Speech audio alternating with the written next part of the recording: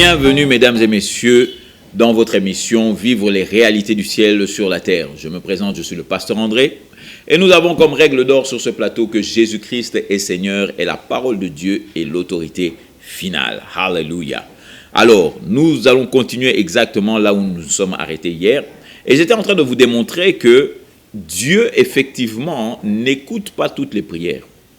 Dieu, effectivement, n'écoute pas toutes les prières. Les gens croient parce que tu pleures, parce que tu cries, parce que tu te jettes par terre, et que Dieu est obligé de t'écouter. C'est faux, c'est faux. C'est une réalité qui est anti-biblique. Alléluia. Je vous avais emmené dans 1 Jean 5 au verset 14, où la Bible dit « C'est ici la confiance que nous avons en lui. » Alléluia. Comme je le dis encore, moi je lis à partir de la version Darby qui diffère de la version Louis II qui est la plus répandue dans le monde francophone. Mais les idées sont les mêmes. Alléluia. Et je vous encourage encore, n'oubliez pas dans cette émission, ayez votre bloc-notes, votre bic et votre Bible en papier afin que vous puissiez non seulement copier ce que je dis, mais que vous puissiez revoir même après que l'émission soit terminée. Alléluia. Car la Bible renferme beaucoup de secrets et l'une des clés que vous pouvez avoir, tous les secrets qui se trouvent dans la parole, c'est dans ce qu'on appelle la méditation. La méditation.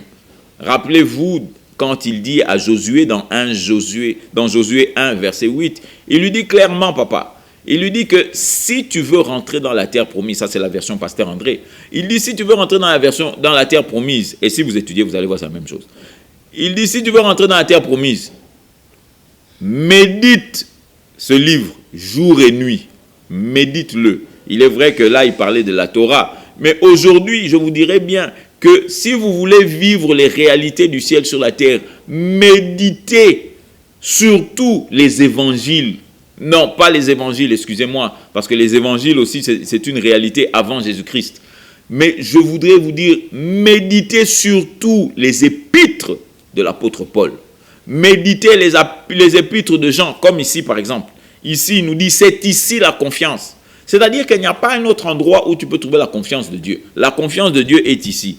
La confiance dans la prière se trouve ici. Il dit, c'est ici la confiance que nous avons en lui, que si nous demandons quelque chose, c'est où que tu demandes? C'est dans la prière qu'on demande. Alléluia.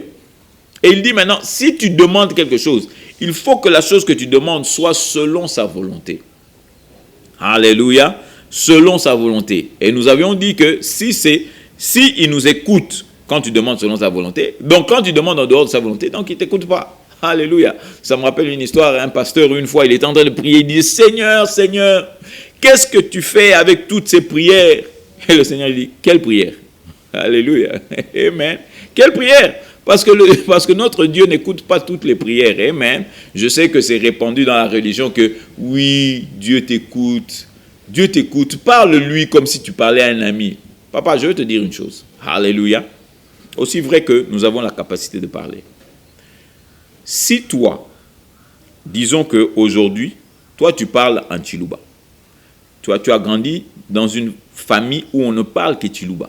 C'est-à-dire que les informations que tu as dans la tête sont traduites en Chiluba. Maintenant, moi, je te parle en anglais. Aussi vrai qu'on peut se rencontrer, aussi vrai qu'on peut même se toucher, aussi vrai qu'on peut même tous les deux ouvrir la bouche, aussi vrai que moi je peux te dire une chose et que toi tu m'en dis une autre. Nous allons tous les deux parler, mais nous n'allons pas dialoguer. Nous allons tous les deux ouvrir la bouche, mais nous n'allons pas communiquer, papa. Parce qu'une communication demande qu'un interlocuteur entende et que l'autre parle. Et que l'autre interlocuteur réponde par rapport à ce que le premier interlocuteur a dit. Mais si tu parles une langue et que moi j'en parle une autre, on ne se comprendra jamais. Alléluia. On ne se comprendra jamais. Bien que nous sommes dans le même endroit, que nous vivons dans la même maison, mais on ne se comprendra pas tant que l'un de nous deux décidera de traduire ce qu'il dit dans le langage de l'autre. Est-ce que vous comprenez ceci? Vous allez me dire, mais c'est quoi cette histoire de parler de... Non. Parce que c'est très important même avec Dieu.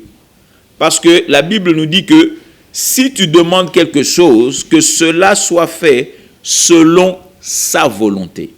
C'est-à-dire que Dieu a un langage qu'il comprend. Et quel est le langage que Dieu comprend? Le langage qu'il comprend, c'est le langage de sa volonté. Alléluia. Le langage de sa volonté. Maintenant, tu me diras, tu me poseras la question, mais tu me dis, mais maintenant, comment je vais faire pour trouver la volonté de Dieu? C'est ça qui est très intéressant. J'entends beaucoup de gens me poser toujours la question, mais comment je vais connaître la volonté de Dieu? Mon frère, il y a ce qu'on appelle la volonté révélée de Dieu et ce qu'on appelle aussi la volonté écrite de Dieu. Vous savez, quand on utilise le mot testament, testament, ça veut dire quoi? Testament, si vous allez, je crois que ceux qui sont avocats qui nous suivent vont comprendre ce que j'ai dit. Un testament, c'est la dernière volonté de la personne qui vient de décéder. C'est ça le testament. C'est sa dernière volonté. Donc, mon frère, c'est ça que je suis en train de dire.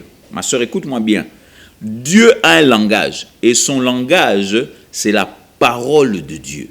Alléluia. Son langage, c'est la parole de Dieu. Tu me diras, mais comment tu vas mettre la volonté et la parole de Dieu? Écoute-moi bien. Ce livre contient ce qu'on appelle 2 testaments. Et un testament, c'est la volonté, les dernières volontés de la personne qui est partie. Un testament, ce sont les dernières volontés de la personne qui est partie. D'où, automatiquement maintenant, je connais la volonté de Dieu, papa. Je connais la volonté. Comment je dois connaître la volonté? Si je lis ma Bible. Alléluia. Si je lis son testament, je vais connaître c'est quoi sa volonté. Mais comment je vais savoir? Regardez, la Bible dit que Jésus-Christ était la représentation parfaite de Dieu. C'est-à-dire que Jésus-Christ, lorsqu'il venait, tout ce que Jésus-Christ faisait, il dit que je ne suis pas venu faire ma volonté, je suis venu faire la volonté du Père. Maintenant, quelle était la volonté du Père par rapport aux malades? Vous allez regarder dans les évangiles, partout où Jésus-Christ voyait un malade et que le malade venait à lui, Jésus n'a jamais laissé un malade repartir étant malade. Lorsque les gens avaient faim et qu'ils venaient à Jésus-Christ, qu'est-ce que Jésus-Christ faisait? Il multipliait le pain. Donc je ne crois pas que Dieu prend plaisir à ce que tu vives dans la famine, que tu n'aies pas à manger à la maison. Je ne crois pas que Dieu prend plaisir lorsque il y a un manque auprès de toi, que toi aussi tu prennes ce manque. Donc, en la maladie, tout, étudiez la vie de Jésus. Étudiez la vie de Jésus. Vous allez voir quelle était la volonté parfaite de Dieu. Ce n'était pas de vous voir tout le temps dans les problèmes. La volonté parfaite de Dieu, c'était simplement de améliorer. Pas améliorer, comme j'aime souvent le dire, pas améliorer vos vies, mais vous donner cette vie qu'on appelle la vie éternelle, afin que vous viviez les réalités du ciel sur la terre. Alors, rentrons encore dans 1 Jean 5, au verset 14, il le dit clairement, il dit, c'est ici la confiance que nous avons en lui, que si nous demandons quelque chose selon sa volonté, maintenant tu peux changer le selon sa volonté, selon sa parole. Alléluia. Si tu demandes quelque chose selon la parole de Dieu, il t'écoute. Et si il nous écoute, la version d'Arby dit, et si nous savons qu'il nous écoute, quoi que ce soit que nous demandions, nous savons que nous avons les choses que nous lui avons demandées. Alléluia. Donc, en d'autres termes, la réponse à ta prière, c'est de prier selon la parole de Dieu. Lorsque tu pries en dehors de la parole de Dieu, Dieu ne t'entend pas. Dieu ne t'écoute pas. Tu es en train de parler, c'est comme si moi je parlais anglais, toi tu parles Tuluba. Nous deux, on fait du bruit, mais personne ne se comprend. Alléluia. Amen. Donc, Dieu veut que tu lui parles selon sa parole. Amen. Donc, nous rentrons dans l'idée de la justice. Alléluia.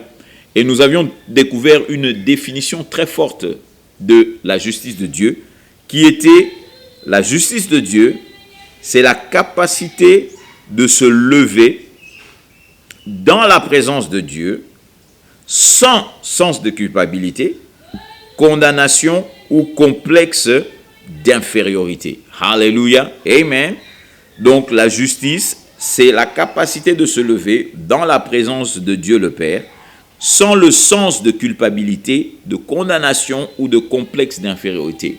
Et nous avons dit ceci. Nous avons dit que c'est se présenter devant Dieu comme si le péché n'a jamais existé. Alléluia. C'est-à-dire que vous parlez à Dieu de tout et de rien, sans penser à ce que le diable avait emmené sur cette terre. Amen. C'est le diable qui a fait rentrer le péché. Mais lorsque tu te retrouves devant la présence de ton Père, tu ne discutes pas de ce que le diable a fait. Tu discutes des choses que toi et ton Père avez en tête et que vous voulez maintenant multiplier. Amen. Alléluia. Alors, comme je disais, chaque enfant de Dieu a le même droit d'accès devant Dieu. Que tu sois apôtre, que tu sois prophète, que tu sois intercesseur, que tu sois... Vous savez, il y a une mentalité aujourd'hui que nous avons dans l'Église qui, je pense, est une certaine faiblesse quelque part. Parce qu'aujourd'hui, on s'imagine que pour prier, cela est requis. Nous avons créé ce mot-là qui est dans l'Église aujourd'hui que nous appelons les intercesseurs. Je n'ai rien contre les intercesseurs, mais je veux vous faire comprendre que lorsqu'on a emmené ce mot intercesseur dans l'Église, cela nous fait croire que certaines prières, ce sont seulement les intercesseurs qui peuvent faire ça. Que certaines interventions dans la prière, il faut que intercesseur basal. Pourtant, c'est faux, papa. La Bible dit que nous tous, nous sommes des intercesseurs. Nous tous. C'est-à-dire que cette histoire de prière, ce n'est pas seulement une histoire d'un groupe particulier dans l'Église. La prière, c'est pour chaque individu. Parce que chaque individu, quand je dis individu, chaque personne qui a reçu Jésus-Christ, parce que chaque personne qui a reçu Jésus-Christ est appelée à parler à Jésus-Christ. Chaque personne qui a reçu Jésus-Christ est appelée à parler à Dieu. Comment tu veux que Dieu te parle, Dieu te dit ce que tu dois faire si tu ne lui parles jamais? Alléluia. Nous avons encore un autre élément que les gens utilisent souvent quand ils disent par exemple, oh, ma vie de prière. Comment va ta vie de prière? Je me pose toujours la question, bon, quand on te demande, on te pose la question, comment va ta vie de prière, ça veut dire quoi? Ça veut dire que tu as une vie païenne ici, et puis tu as une vie de prière ici, et puis tu as une vie de mendiant ici, et puis Non, mon frère, pourquoi tu t'éparpilles? Pourquoi est-ce que tu veux t'éparpiller, ma soeur? Tu n'as qu'une seule vie. La prière, ce n'est pas une vie que tu mets à côté. La prière, c'est ton style de vie. Alléluia. Amen. Toi qui es marié aujourd'hui, est-ce qu'on te demande, bon, comment se passe ta vie de communication avec ton mari? Comment est-ce que...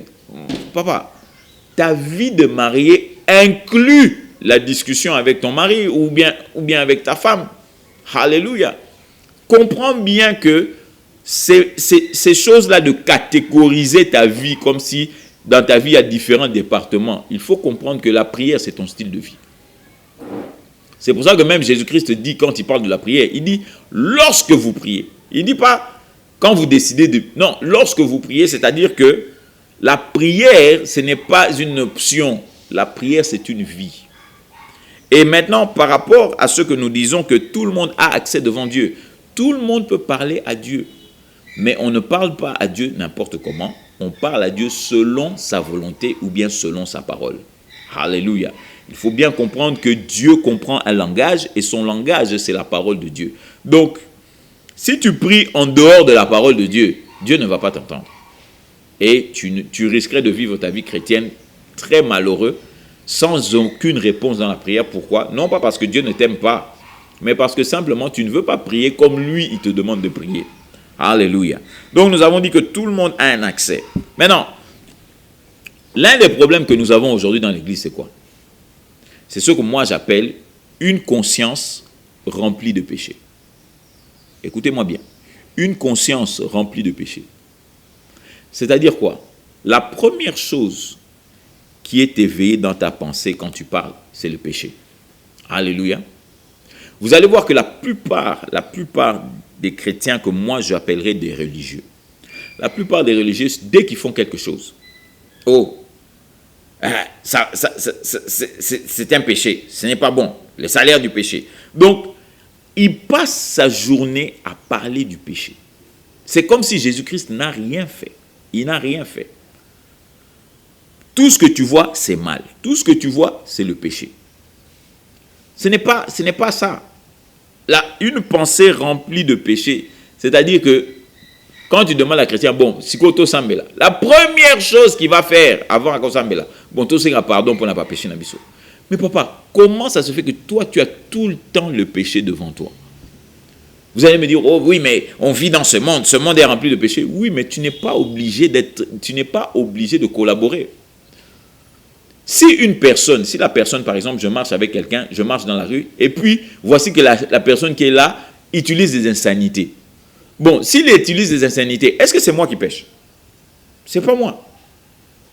Cette histoire que vous avez appris de certaines religions, oh, les péchés que tu as entendus, que tu as vus. Mon frère, ma soeur, réfléchis. Toi, tu crois que le monde est devenu ce qu'il est aujourd'hui seulement? Même au temps de Jésus. Tu veux me dire qu'au temps de Jésus, Jésus-Christ fréquentait des prostituées. Comment ça se fait que est-ce que Jésus demandait pardon tout le temps? Est-ce que Jésus-Christ était, Seigneur, pardonne-moi, parce qu'aujourd'hui j'étais parmi des prostituées, pardonne-moi? Non, mon frère. Alléluia. Jésus-Christ marchait selon la justice qui était au-dedans de lui. Pourquoi toi, tu ne peux pas faire ça? Puisque la Bible dit que tu es devenu la justice de Dieu. Pourquoi est-ce que toi, tu dois être influencé par les autres et tu ne peux pas influencer les autres? Pourquoi est-ce que quand tu te retrouves avec des gens, tu es obligé automatiquement de participer à leur péché? Tu n'es pas obligé, papa. Alléluia. Alléluia, mon frère. Alléluia, ma soeur. Voici que le temps est encore avancé. Amen. Alléluia. Mais nous sommes encore là. Nous continuerons à parler de ça.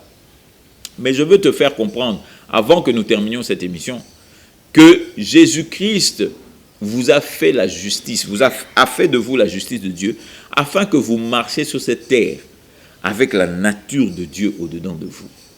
Et pour cela, la Bible nous dit clairement que si tu confesses Jésus-Christ comme Seigneur et que tu crois dans ton cœur que Dieu l'a ressuscité d'entre les morts, tu seras sauvé. Et moi, maintenant, je veux te donner l'opportunité que tu puisses prier avec moi et que tu puisses comprendre que Dieu veut faire de toi son enfant aujourd'hui. Amen. Alors prie avec moi et dis ceci. Seigneur des armées, j'ai entendu ta parole aujourd'hui. Et je déclare en effet que tu es Dieu. Mais la Bible me dit que si je te confesse comme Seigneur et que je crois dans mon cœur que Dieu t'a ressuscité d'entre les morts, je serai sauvé. Alors papa, aujourd'hui, je choisis de te confesser avec ma bouche que tu es mon Seigneur Jésus. Et je décide de croire dans mon cœur que Dieu t'a ressuscité d'entre les morts. Amen. Alléluia mon frère. Alléluia ma soeur. La Bible dit que si tu l'as fait, tu es sauvé. Et si tu es sauvé mon frère, en effet, aujourd'hui tu es l'enfant de Dieu. Alors je t'encourage à trouver une église, à aller dans un endroit où la parole de Dieu est prêchée et de réaliser que les réalités du ciel sur la terre sont pour toi et pas pour quelqu'un d'autre. Le numéro est sur l'écran, tu peux nous appeler et nous allons discuter de beaucoup de choses si tu le veux. Mais je suis le pasteur André, vous rappelant que Jésus-Christ est Seigneur. À la prochaine et à mon revoir.